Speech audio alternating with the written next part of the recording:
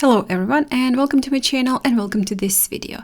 Today I will show you how I inked this carrot fairy house, and this painting is actually a part of my series that I'm doing on my Patreon Inktober series. So we are inking and painting different fairy houses, and if you do like ink and watercolors, well, you might want to check it out. There is a link in the description box. No obligations.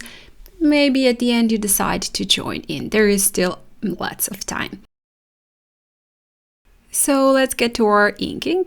First, I do like to do my sketch on a separate piece of paper and then trace it onto the watercolor paper. I don't like the smudges when I sketch directly onto the watercolor paper, so I do like to make my sketch on a separate, just a regular printing paper, and then trace it onto my watercolor paper.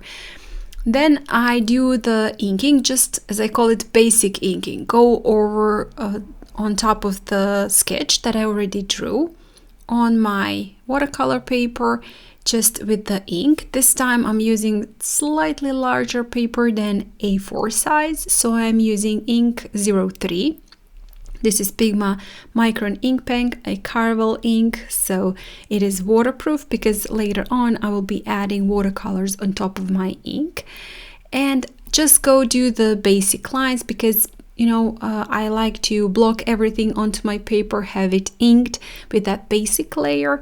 And then when I finish with that, just going over on top of my inking, on top of my sketch, I do the little bit more of the details, some embellishment, stylizing, and some shading, as you can see right now. So just adding a bit more details to those leaves of my carrot house, and also doing a little bit of the shading. Later on I can add more details, because when you do the entire drawing, when you ink and sketch everything, you might want to add a little bit more details to some part that you already inked. That's fine, you can just go back and add a little bit more ink.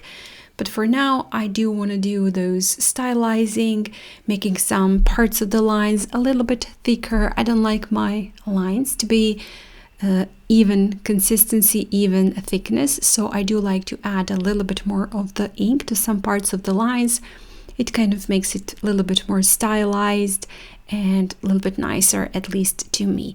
And also in the corners and the edges, I do like to add a bit more of the ink, some of the shading. Usually I just do just regular basic lines, not anything more, anything more complicated at this point. I'm just going overall on top of my entire drawing and just adding some details.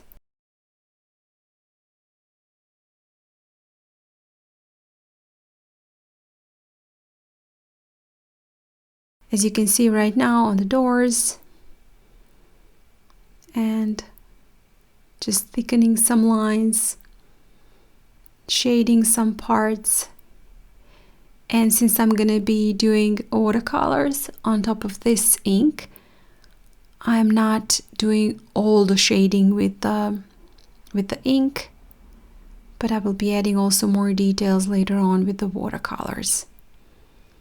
These butterflies are quite tiny, so I'm not gonna add a lot of the details to them, just again making some parts of the lines a little bit thicker. And also I do like to add some details with sketchy lines.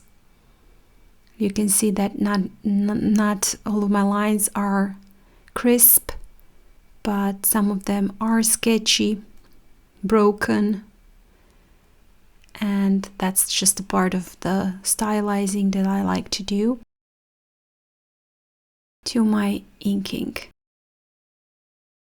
And usually I do use 03 and 01 for a little bit more of the details. Detail work, smaller work, I do like to use 01.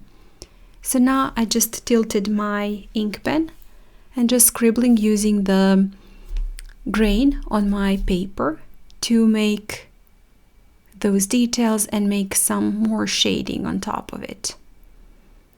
Later on, as I said, I will be doing watercolors, but that is part of the video I will be doing on my Patreon. So, you know, as I said, you can always check it out and see what's going on there. Guys, I hope you enjoyed this video, maybe learned a little bit more something about the inking, and hopefully you will also subscribe to my channel. I have many tutorials here for beginners and advanced painters, and I'm sure you will find something for yourself. So thank you so much for watching, and I hope I'll see you next time. Bye!